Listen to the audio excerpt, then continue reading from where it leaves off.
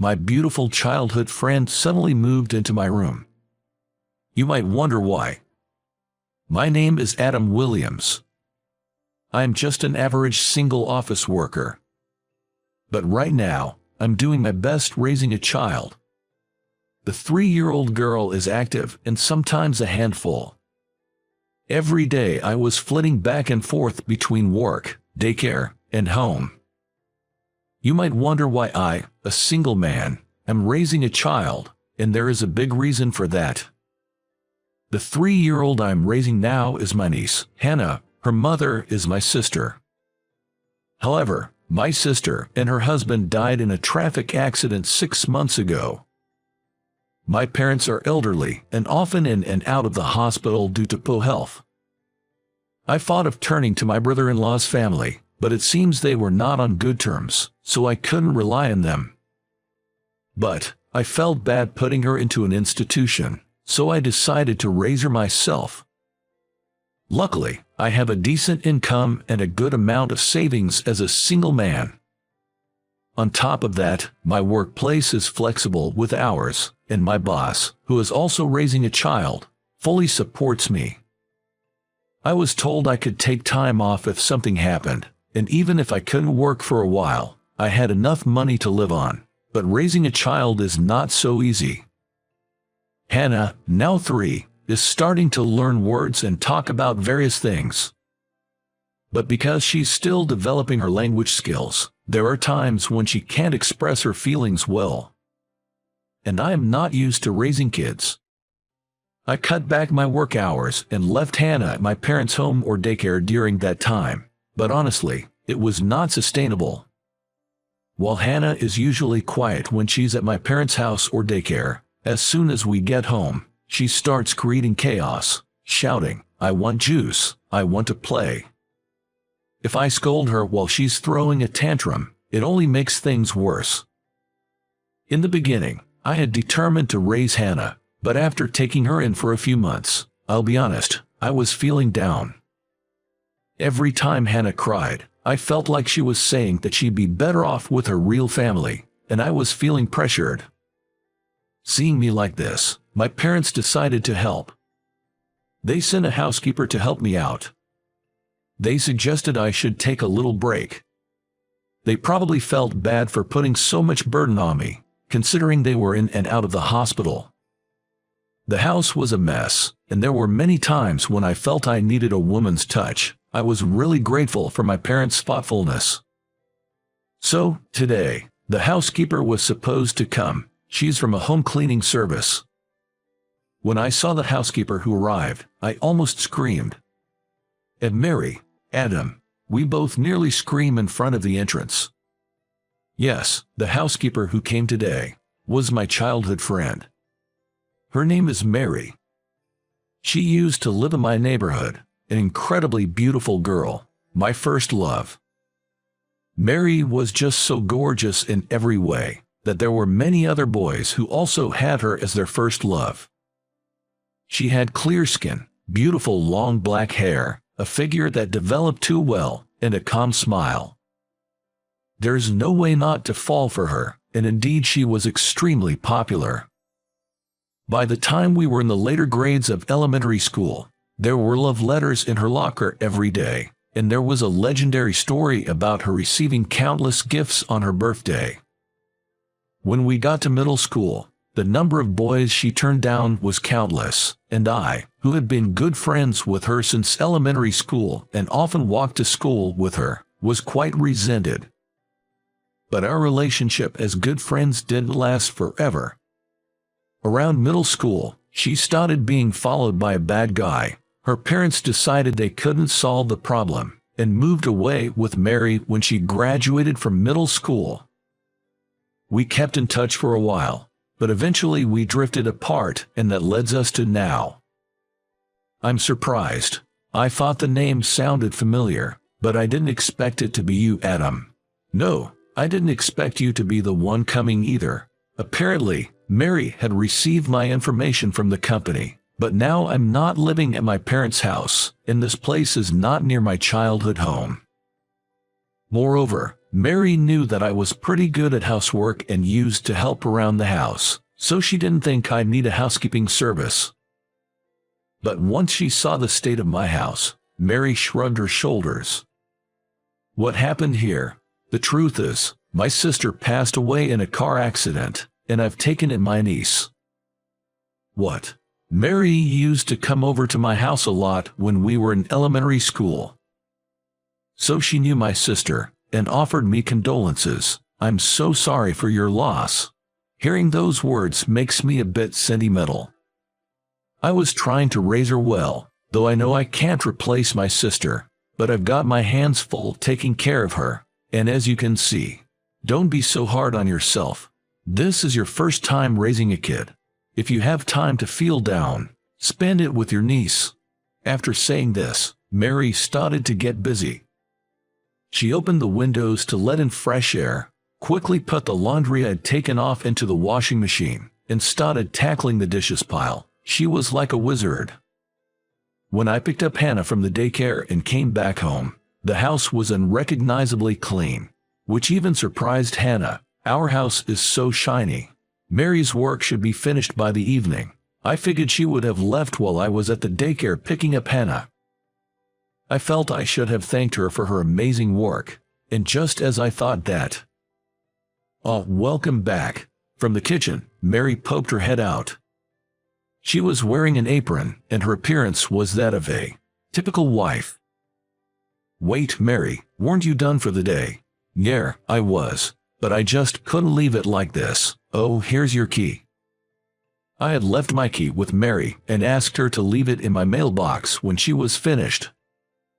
I didn't want to keep Mary until the time I picked up Hannah, but it seems like she stayed anyway, after notifying her company that she'd be going straight home.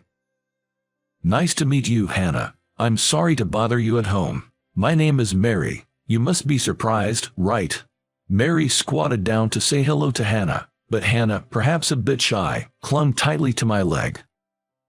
Seeing this, Mary smiled and said, "It's a bit intimidating, isn't it?" and then looked at me. "Come on, wash your hands and gargle. I made dinner, so let's fill your tummy first." "But, aren't you off work?" "Yeah, I'm done, but I just wanted to help out personally. I hope you don't mind." Mary looked up at me, her head cocked to one side, and honestly, I couldn't resist her charm. In fact, I was quite pleased. I have joked about wanting to try Mary's cooking before I left to pick up Hannah, and it seems she had heard me. Of course, I can cook too, but there are times when you just want to eat someone else's homemade food. So, I decided to let myself enjoy Mary's hospitality today. Hannah was initially nervous, but the moment she tasted Mary's hamburger, she said, "Delicious, better than yours, Uncle," and was wolfing it down. In no time at all, she warmed up to Mary. It's a hard pill to swallow, but Mary's burger is dozens of times better than mine. I wonder how she manages to make such a juicy and fluffy hamburger. And she even shaped the burger into a bear to make it appealing to children. Seeing Hannah's delighted face, even though I felt a bit frustrated, it must have shown on my face. Since you, Adam, have been taking care of Hannah, I was able to focus on the cooking.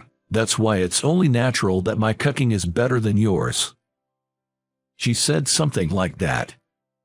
At that moment, I felt my heart, which had always been half-hearted about childcare, suddenly lighten. It's always like this. Mary knows just the right words to say when you need them.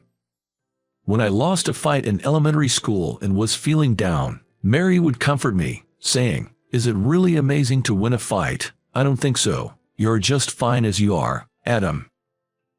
And when it looked like I wouldn't get into the college I wanted, she gently pushed me forward, saying, "It's not the end of the world if you don't get into that school. You'll have other opportunities at other schools, and if you stress too much, you might fail to seize even those you could have." Thanks to her, the pressure eased, and I was able to successfully pass the exam. But Mary moved away, and I haven't been able to return the favor. I was thinking about this while I was putting Hannah to bed. I'm a grown man, and I really wanted to do something to repay her. But I've spent a long time apart from Mary, and honestly, I didn't know what she would want.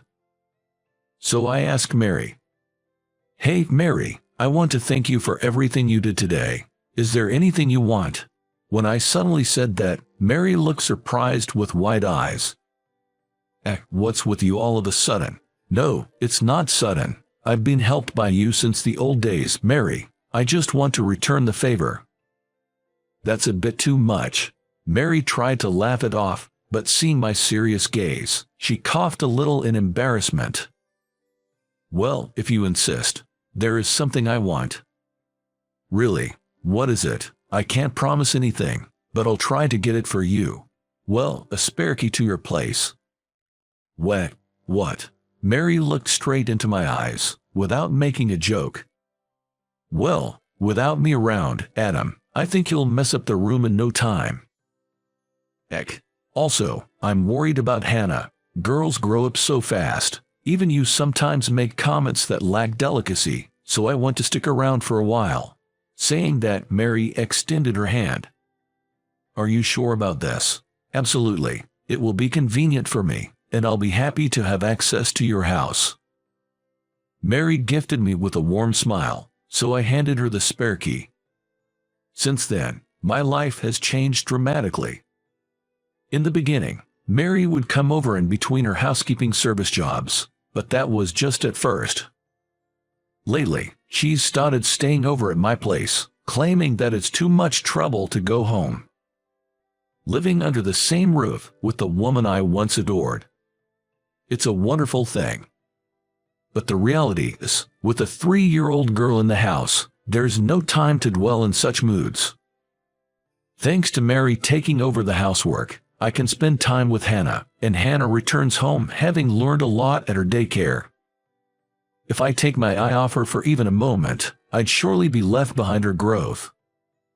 So, I was happy that I could properly look after Hannah, and Hannah too, has seen changes. She must have associated Mary with her mom.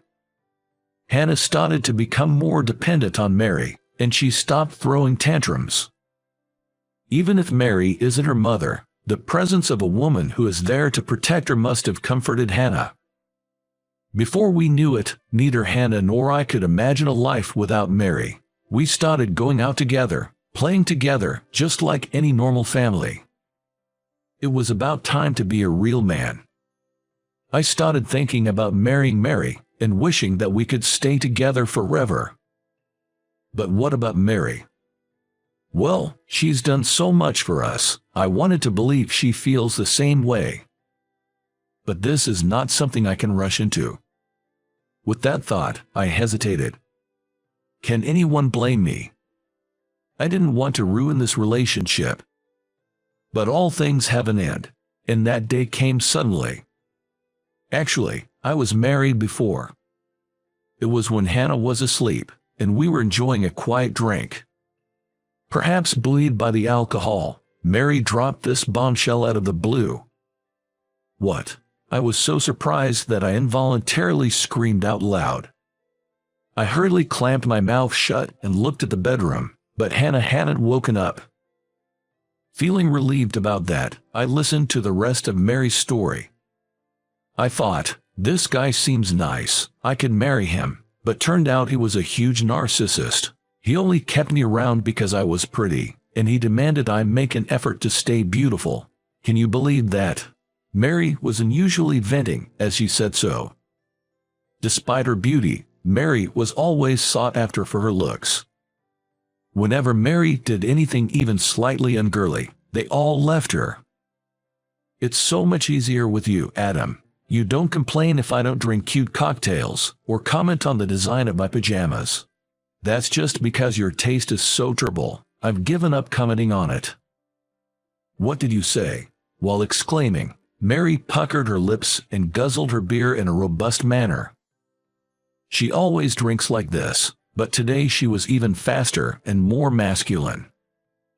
By the way, the pajamas she's wearing today have a rather unique design, featuring a character depicted as a teacup with arms and legs, sitting on heels. I wondered why Mary chose it, but Hannah found it very good. I didn't understand it, and I'm not one to comment on Mary's clothes, but if a woman differed from their ideal, some men would point it out or even enforce their ideals. That must be quite stifling. So, thank you, Adam. For always accepting me. I should have married you. I wonder why I ever let you go. With that, Mary slumped over the table. I thought it was her way of hiding her embarrassment, but I was wrong. Mary had fallen asleep right then and there. Sheesh, you've had too much to drink tonight. I carried Mary to bed. In her own way, Mary must have struggled. All that struggle just spilled out a little. It's just because of the alcohol. This isn't Mary's true feelings. Besides, she just mentioned she's been divorced. She's probably trying to tell me she's not thinking about getting married again, but if she does want to get married, she'd want it to be with me. I just don't know anymore. I seriously pondered what Mary had said, but I still couldn't find the answer. So, the following evening, without a nightcap, I asked Mary. I figured I had to ask. Mary, do you want to marry me? What? Caught off guard by my question, Mary's gaze wanders. A little flustered, she stammers out, I'm sorry, I said something weird yesterday, didn't I? I get it. You have Hannah, and you're not thinking about marriage, right? We've been friends since we were kids, so we couldn't possibly see each other that way. And yet, I said something like that yesterday. Wait a minute. I want to marry you, Mary. I grab Mary's arm as she panics, staring at her intently. Then Mary looks at me with wide eyes. Mary, me, you do that. That's why I'm having this conversation. Geez, you always understand others so well, but when it comes to yourself, you're so slow. Really, no way, yay. Mary hugged me, careful not to wake up Hannah with her excitement. I was surprised, but I stroked her head. Mary cared about me too, but she held herself back, seeing me struggle with raising Hannah, figuring I didn't need more on my plate. In other words, the two of us, together, couldn't take that important step. It's pathetic for adults like us, but maybe this is the result of being too considerate because we care about each other so much. But Mary, are you really ready to get married? Usually, people are more careful about this kind of thing. I'm ready in my heart. Saying this with a smile, Mary stepped back from me. She then took something out of her bag and held it out in front of me. When she unfolded it, it's a marriage certificate. When did you get this? You remember how I told you yesterday that I was divorced?